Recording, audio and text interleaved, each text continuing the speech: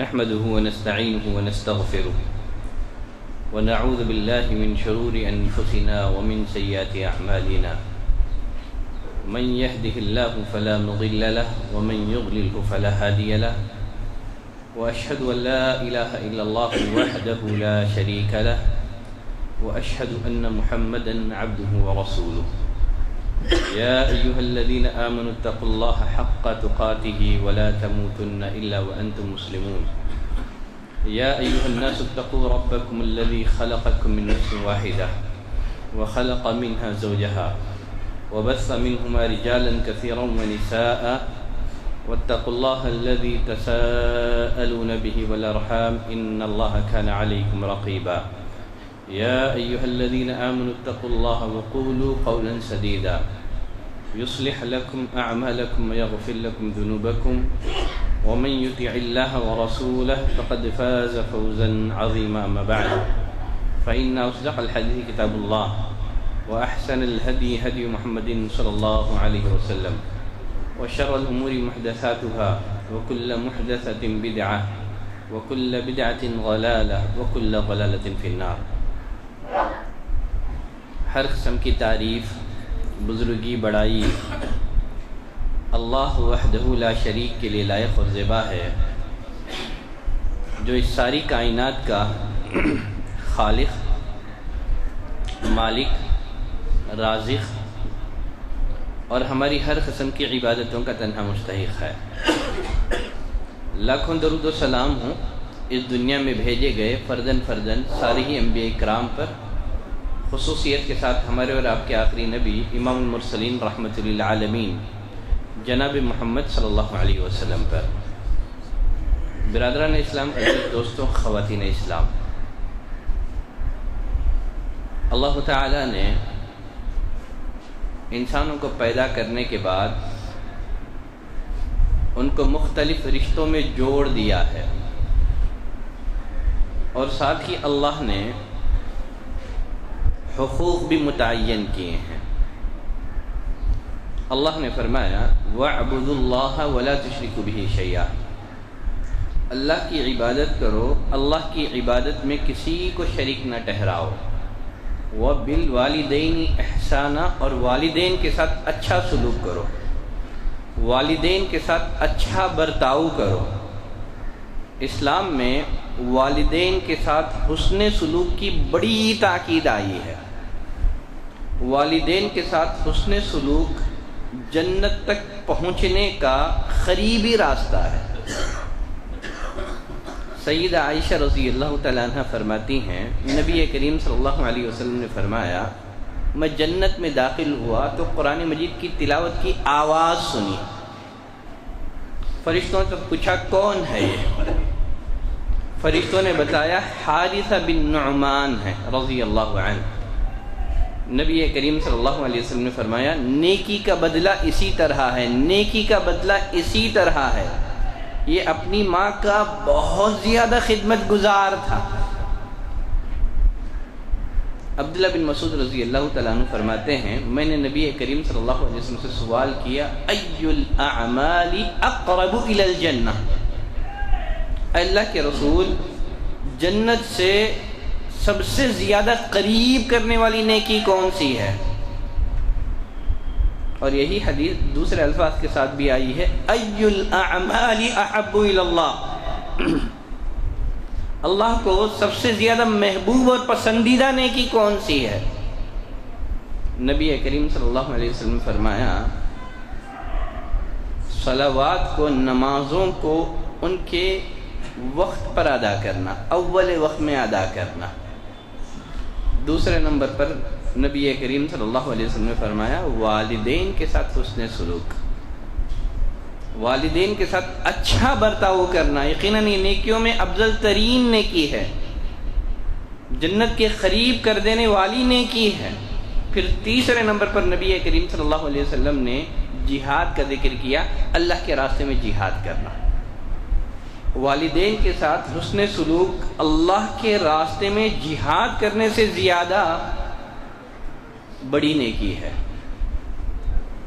عبداللہ بن عمرو بن عاص رضی اللہ تعالیٰ عنہ فرماتے ہیں ایک شخص نبی کریم صلی اللہ علیہ وسلم کی خدمت میں حاضر ہو کر کے جہاد میں شرکت کی اجازت چاہی۔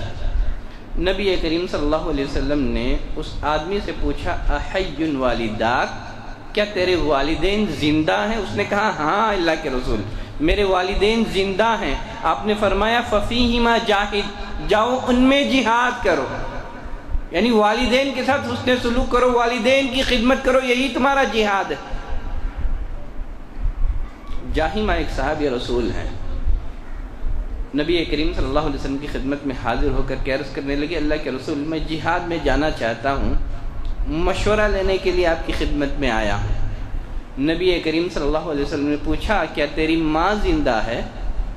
کہا اللہ کے رسول میری ماں زندہ ہے، میری والدہ زندہ ہے۔ نبی کریم صلی اللہ علیہ وسلم نے فرمایا جا اپنی ماں کی خدمت کر، یقیناً جنت تیری ماں کے قدموں کے نیچے ہے، فَإِنَّ الْجَنَّةَ تَحْتَ رِجْلَيْهَا، جنت ان کے قدموں کے نیچے ہے، جا اپنی ماں کی خدمت کر۔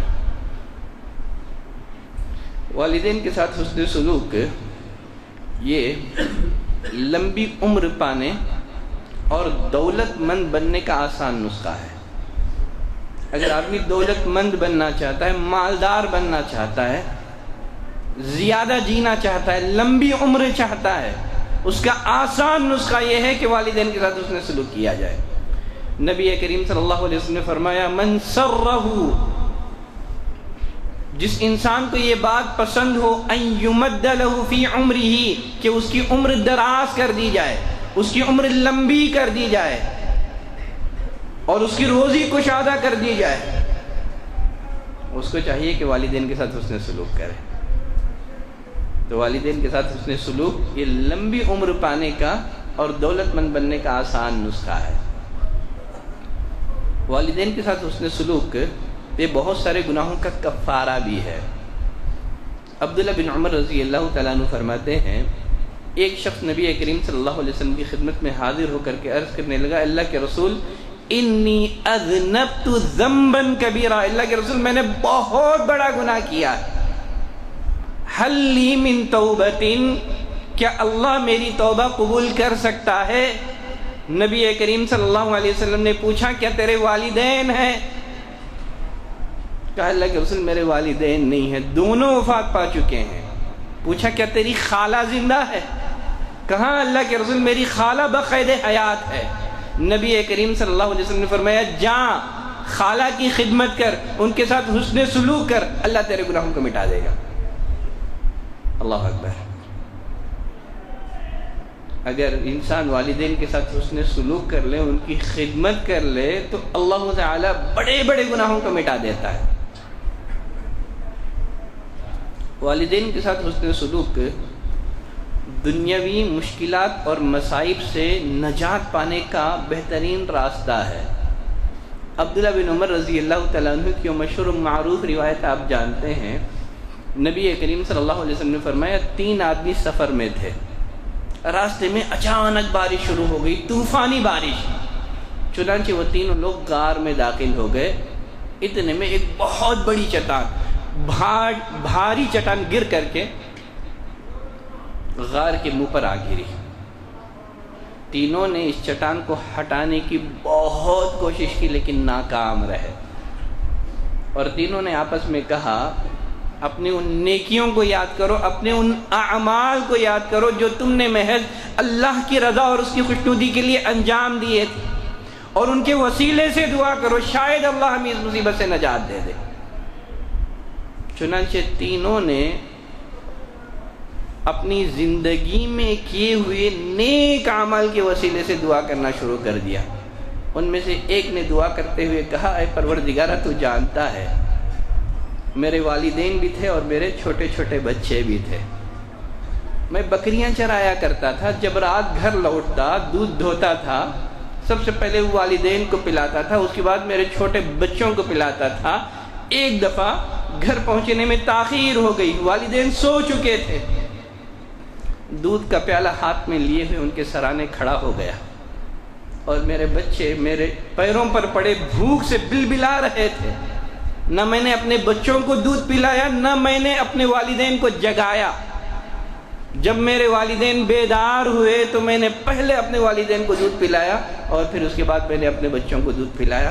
اے پروردگار، اگر میرا یہ عمل تیری رضا کے لیے ہے، تیری خوشنودی کے لیے ہے، اے اللہ اس مصیبت سے نجات دے دے۔ چنانچہ چٹان تھوڑی سی ہٹ گئی۔ پھر اس کے بعد مزید 2 لوگوں نے اپنی زندگی میں کیے ہوئے نیک اعمال کے وسیلے سے دعا کرنے لگے۔ بالآخر وہ چٹان کھسک گئی اور تینوں لوگ بآسانی غار سے نکل گئے۔ معلوم ہوا کہ والدین کے ساتھ حسن سلوک، والدین کے ساتھ اچھا معاملہ، والدین کی خدمت انسان کو دنیاوی مشکلات اور مصائب سے نجات دلاتی ہے۔ والدین کے ساتھ حسن سلوک آدمی کو کتنا بڑا بنا دیتی ہے، آپ اس کا اندازہ اس حدیث سے کریں۔ نبی کریم صلی اللہ علیہ وسلم نے فرمایا ان خیر التابعین رجل یقال له اویس، فرمایا تابعین میں سب سے بہترین تابعی وہ ہے جن کا نام اویس القرنی ہے۔ پھر آگے نبی کریم صلی اللہ علیہ وسلم نے صحابہ سے کہا جب تمہاری ان سے ملاقات ہو تو ان سے دعائے مغفرت کی درخواست کرنا۔ نبی کریم صلی اللہ علیہ وسلم صحابہ کو حکم دے رہے ہیں کہ اویس قرنی سے دعا کی درخواست کرو، وہ تمہارے لیے اللہ سے مغفرت مانگے۔ اویس القرنی کو اتنا بلند مقام کیسے مل گیا؟ صحابہ کو حکم ہے کہ تابعی سے دعا کی درخواست کی جائے۔ اصل میں اویس القرنی رحمت اللہ علیہ عہد نبوت میں زندہ تھے۔ ان کی والدہ بیمار تھی، والدہ کی خدمت میں ایسے مشغول ہو گئے نبی کریم صلی اللہ علیہ وسلم سے ان کی ملاقات نہ ہو سکی۔ ماں کی خدمت نے انہیں اتنا بڑا بنا دیا، ان کو مستجاب الدعوات بنا دیا، جب یہ دعا کرتے تو اللہ ان کی دعا قبول کر لیتا۔ عمر بن الخطاب رضی اللہ تعالیٰ عنہ کا معمول تھا نبی کریم صلی اللہ علیہ وسلم کی وفات کے بعد جب بھی یمن سے کوئی قافلہ آتے پوچھتے کیا تمہیں اویس القرنی ہے؟ یہاں تک کہ 26 ہجری میں ملاقات ہو گئی اویس القرنی سے۔ عمر بن الخطاب جیسا جلیل القدر صحابی اویس القرنی سے حدیث سنا کر کے درخواست کی کہ آپ میرے حق میں دعا کریں۔ ماں کی خدمت نے اویس القرنی کو مستجاب الدعوہ بنا دیا۔ تو یقیناً والدین کی خدمت ایک بہت بڑی نیکی ہے۔ کتاب اور سنت میں اس کی بڑی فضیلت آئی ہے۔ تو ایک مسلمان کو چاہیے اگر والدین بقید حیات ہیں ان کے وجود کو غنیمت جانے، ان کی خدمت کر کے ان کے ساتھ حسن سلوک کر کے اپنے آپ کو جنت کا حقدار بنا دیں۔ اللہ سے دعا کرتے ہیں کہ پروردگار تو ہمیں توفیق دے کہ ہم اپنے والدین کے ساتھ حسن سلوک کر سکیں، ان کی خدمت کر سکیں، ان کے ساتھ اچھا معاملہ کر سکیں۔ سبحانک اللہم و بحمدک اشہد ان لا الہ الا انت استغفرک و اتوب الیک۔